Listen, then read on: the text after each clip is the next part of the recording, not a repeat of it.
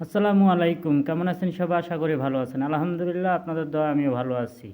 ভাই, আমি গতকালকে একটা ভিডিও ছাড়ছিলাম। সেই ভিডিওতে এক আপু কমেন্ট করছে যে আপনার ভোটটা তো আপনিই দিতে পারবেন না।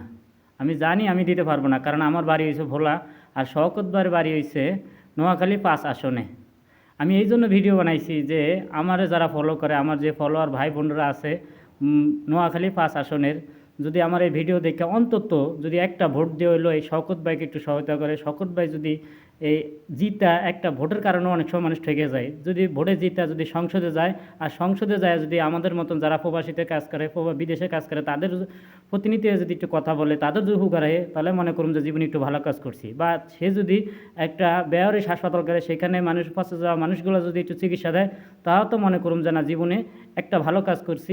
আল্লাহর কাছে কইতে যে ভালো কাজের ছিল পরকালে যেন আমাদেরকে আমাদের ভুল ত্রুটি মাফ করে দেয়। তাই আপনারা একটু কলম মার্কা ভোট